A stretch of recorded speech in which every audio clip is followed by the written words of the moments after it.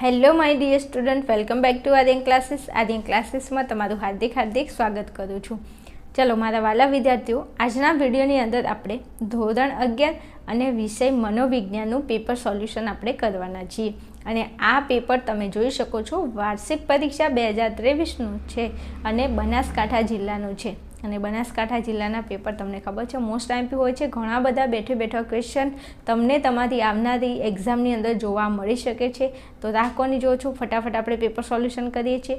બીજું ખાસ તમને જણાવવાનું કે તમે ધોરણ 12ની અંદર તમારી આર્ટ્સ ફેકલ્ટી છે તો આર્ટ્સને લગતા દરેક વિષયના નમૂનાના પેપર સોલ્યુશન મેં અપલોડ કરેલા છે. અને બીજા આઈએમપી વિડીયો પણ પડ્યા છે જે તમે નીચે ડિસ્ક્રિપ્શનની અંદર લિંક આપેલી છે, ત્યાં જઈ અને જોઈ શકો છો.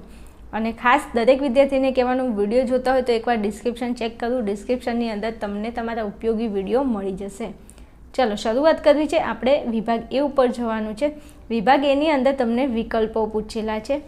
તો આ જૂનું પેપર છે એટલા માટે અહીંયા 10 વિકલ્પો છે. તમારું નવું પેપર હશે તો નવી પેટર્નના આધારે તમારે વિભાગ એની અંદર 16 વિકલ્પો હશે. પણ આપણે પ્રશ્નોને ધ્યાનમાં લેવાના છે કારણ કે ઘણીવાર રિપીટેડ પ્રશ્નો પૂછાતા હોય છે. સમજ્યા? ચલો તો પ્રશ્ન નંબર 1 છે, વર્તનવાદના પ્રણેતા કોણ છે? તો વર્તનવાદના પ્રણેતા કોણ હતા? વોટસન હતા. કોણ હતા? વોટસન. અને વોટ્સએપ તો બધાને યાદ રહી જાય એટલે વોટ્સએપ તો યાદ રાખી લેવાનું એટલે વોટસન યાદ આવી જાય તમને. ચલો પછી પ્રશ્ન નંબર 2માં કીધું છે કે રૂબરૂ મુલાકાત કઈ અભ્યાસ પદ્ધતિમાં લેવામાં આવે છે? રૂબરૂ મુલાકાત એ કઈ અભ્યાસ પદ્ધતિની અંદર લેવામાં આવે છે? તો મુલાકાત. એક મુલાકાત એટલે અહીંયા આવે છે મુલાકાત ને અહીંયા આવે છે મુલાકાત. એટલે તમારે એકચ્યુઅલી મુલાકાત નહીં કહેતા, ફેસ ટુ ફેસ. મારે તને મળવું છે એકચ્યુઅલી, પણ ફેસ ટુ ફેસ. ફોનમાં મજા નથી આવતી એટલે ફેસ ટુ ફેસ તમે મળો. અહીંયા આવે છે મુલાકાત, રૂબરૂ મુલાકાત ને જવાબે આવે છે મુલાકાત. યાદ રાખી લેજો. રાઈટ. ચલો પછી 3માં કીધું છે કે મનોજાતીય વિકાસનો સિદ્ધાંત કયા મનોવૈજ્ઞાનિકે આપ્યો છે? તો ત્યાં આપણો જવાબ આવશે ફ્રોઇડે. કોને આપે છે? મનોજાતીય વિકાસનો સિદ્ધાંત કયા મનોવૈજ્ઞાનિકે આપે છે? તો ફ્રોઇડે આપે છે. કોને? ફ્રોઇડે. ચલો પછી તમને કીધું છે 4માં કે પુખ્ત વયની વ્યક્તિના મગજનું વજન કેટલું હોય છે? જે પુખ્ત વયની જે વ્યક્તિ હોય છે એના મગજનું વજન કેટલું હોય છે? તો ત્યાં આપણો જવાબ આવશે 1.36 કિલોગ્રામ. કેટલું હોય છે મગજનું વજન? 1.36 કિલોગ્રામ. ચલો ત્યાંથી આગળ વધું તો પ્રશ્ન નંબર 5, અમુક નિયમો અનુસાર લક્ષણોનું આપસમાં મિલન એટલે શું? તો ત્યાં આપણો જવાબ આવશે સંકલ્પના. શું? સંકલ્પના. અમુક નિયમો અનુસાર લક્ષણોનું આપસમાં મિલન એટલે કહેવાય સંકલ્પના. ચલો પ્રશ્ન નંબર 6, ટૂંકા ગાળાની સ્મૃતિને બીજા કયા નામે ઓળખવામાં આવે છે? ટૂંકા ગાળાની જે સ્મૃતિ છે એને બીજા કયા નામે ઓળખવામાં આવે છે? તો એને તત્કાલિક સ્મૃતિ તરીકે ઓળખવામાં આવે છે. જવાબ આવશે તત્કાલિક સ્મૃતિ. ચલો પછી 7માં કીધું છે કે કયા પ્રકારના પ્રત્યાયનમાં ભાષાના સંકેતો નહીં પણ અન્ય સંકેતોનો ઉપયોગ થાય છે? તો ત્યાં આપણો જવાબ આવશે અશાબ્દિક પ્રત્યાયનની અંદર શું છે? ભાષાના સંકેતો નહીં પણ અન્ય સંકેતોનો ઉપયોગ થાય છે. શેમાં? અશાબ્દિક પ્રત્યાયનમાં. ચાલો પ્રશ્ન નંબર 8 છે, સુપર ઈગો વિશેની સમજૂતી કોણે આપેલી છે? Super ego. અમુક હોય છે ને એમને બહુ ઈગોની એટીટ્યૂડ હોય એકચ્યુઅલી, પણ હવે શું કરવું, તમારે એવા લોકોથી થોડું દૂર રહેવાનું. અને તમારી અંદર એકચ્યુઅલી ઈગો એટીટ્યૂડ હોય તો નહીં રાખવાનો. ખાસ જ્યાં રખાતો હોય ત્યાં રખાય. બધી જગ્યાએ ઈગો એટીટ્યૂડ કામમાં ન આવે. ચલો તો સુપર ઈગો વિશે કોને વાત કરી છે? સમજૂતી કોને આપેલી છે? તો ફ્રોઇડે આપેલી છે. જવાબ આવશે ફ્રોઇડ.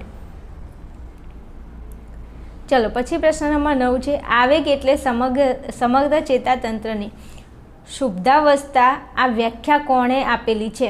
આવેગ એટલે સમગ્ર ચેતાતંત્રની શુદ્ધાવસ્થા. આ વ્યાખ્યા કોણે આપેલી છે? તો આ વ્યાખ્યા આપેલી છે વુડવર્થ અને માર્ક્વિસે. કોને આપેલી છે? વુડવર્થ અને માર્ક્વિસે આપેલી છે.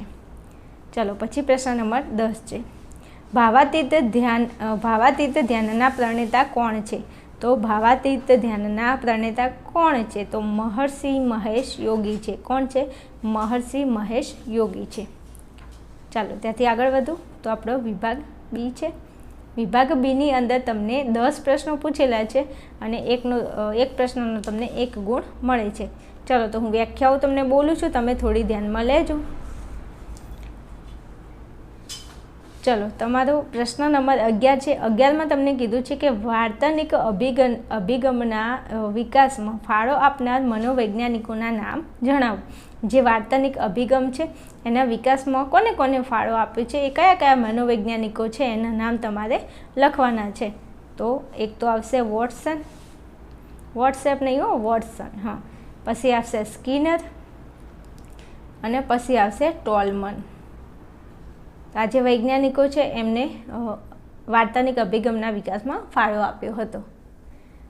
ચલો પછી ત્યાંથી આગળ વધું છું. ચલો પ્રશ્ન નંબર 12ની અંદર તમને કીધું છે કે મુલાકાત પદ્ધતિની વ્યાખ્યા આપો. તો મુલાકાત પદ્ધતિની વ્યાખ્યાઓ અલગ છે, એમાંથી તમને મજા આવે તમે લખી શકો છો. તો હું અહીંયા તમને એક વ્યાખ્યા બોલી દઉં છું.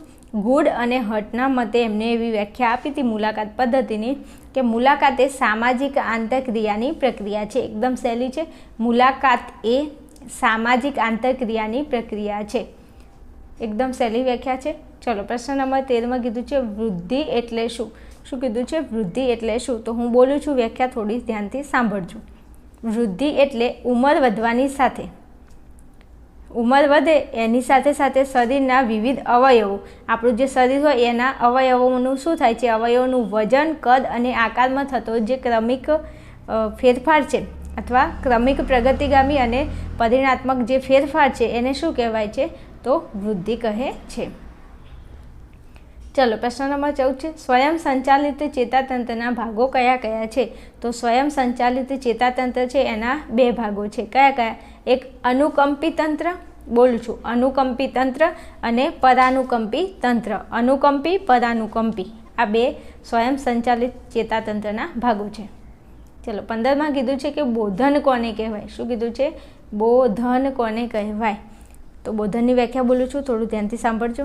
બોધન એ માહિતી પ્રક્રિયાકરણ, સ્મૃતિ અને પ્રત્યક્ષીકરણ જેવી માનસિક પ્રક્રિયાઓ સાથે જોડાયેલી બાબત છે, જેની મદદથી વ્યક્તિ જ્ઞાન પ્રાપ્ત કરે છે, સમસ્યા ઉકેલે છે અને ભવિષ્યની યોજનાને બનાવે છે. એને શું કહેવાય?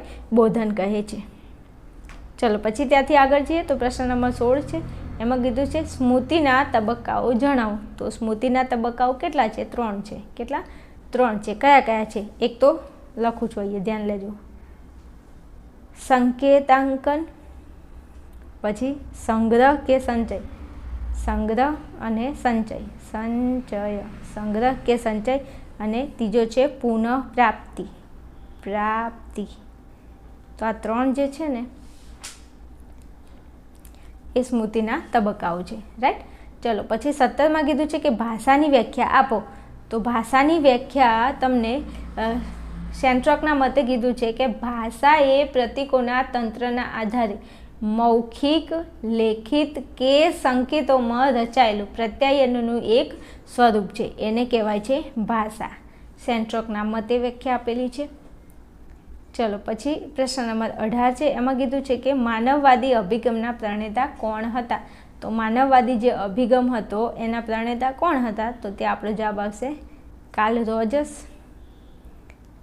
કાર્લ રોજર્સ અને મેસ્લો. શું આવશે? કાર્લ રોજર્સ અને મેસ્લો. ચલો પછી પ્રશ્ન નંબર 19 છે. એમાં કીધું છે પ્રેરણાની વ્યાખ્યા આપો. તો પ્રેરણાની વ્યાખ્યા હું બોલું છું. જેપી ગિલ્ફ્રનના મતે પ્રેરણા એ પ્રવૃત્તિને ઉદ્દીપ્ત કરનાર અને તેને પોષનાર વિશિષ્ટ આંતરિક તત્વ કે પરિસ્થિતિ છે. આવી વ્યાખ્યા આપી હતી જેપી ગિલ્ફ્રને. ચલો પછી પ્રશ્ન નંબર 20 ચેતનાની વ્યાખ્યા આપો. તો ચેતનાની વ્યાખ્યા શું થશે? વ્યક્તિના પોતાના સંવેદનો, પ્રત્યક્ષીકરણો, વિચારો તેમજ લાગણીઓ પ્રત્યેની સભાનતા એટલે શું થશે? ચેતના. નહીં કહેતા તું ભાઈ ભાનમાં તો છે ને, તું શું બોલે છે એનું તને ભાન તો છે ને, એટલે મતલબ તું ભાનમાં છે, એટલે ભાનમાં હોવું એટલે વ્યક્તિના પોતાના જે સંવેદનો, પછી એના પ્રત્યક્ષીકરણો, એના વિચારો ને એની લાગણીઓ આ પ્રત્યે એને સભાનતા હોય, એને ભાન હોય કે શું કરી રહ્યો છે, શું બોલી રહ્યો છે, તો એને શું કહેવાય? ચેતના કહેવાય. રાઈટ. ચાલો ત્યાંથી આગળ વધું તો તમારો વિભાગ સીની અંદર દરેક પ્રશ્નના તમને 2 ગુણ મળે છે. પ્રશ્નો જોઈ લેશો. ચલો ત્યાંથી આગળ જાઉં તો વિભાગ ડીની અંદર પ્રત્યેકના તમને 3 ગુણ મળે છે. સરસ મજાના પ્રશ્નો છે, તમે જોઈ શકો છો. ફટાફટ સ્ક્રીનશોટ લઈ અને તમારી એક્ઝામ પહેલાં પ્લીઝ આટલા પ્રશ્નો તમારે વ્યવસ્થિત કરીને જવા. બીજું, મારા કલે જાઓ, તમારી આજુબાજુમાં તમારા ફ્રેન્ડ સર્કલમાં કોમર્સનું વિદ્યાર્થી હોય તો કોમર્સને લગતા વિડીયો પણ આપણી ચેનલની અંદર આપણે અપલોડ કરીએ છીએ અને આર્ટ્સને લગતા પણ ધોરણ 11ના વિડીયો આપણે આપણી ચેનલમાં અપલોડ કરીએ છીએ. સો પ્લીઝ દરેક વિદ્યાર્થીને જણાવવાનું કે તમે તમારા કોમર્સ કે આર્ટ્સ જે પણ તમારા ફ્રેન્ડ સર્કલ છે એમાં આપણી ચેનલને શેર કરજો. ચલો અહીંયા તમારો વિભાગ ઈ છે. તો આટલા પ્રશ્નો જોઈ વ્યવસ્થિત તૈયાર કરી અને પેપર આપવા માટે જજો. બધા જ વિદ્યાર્થીઓને બેસ્ટ ઓફ લક. ચલો મળીશું નેક્સ્ટ વિડીયોમાં. ત્યાં સુધી જોતા રહેશો આર્યન ક્લાસીસ.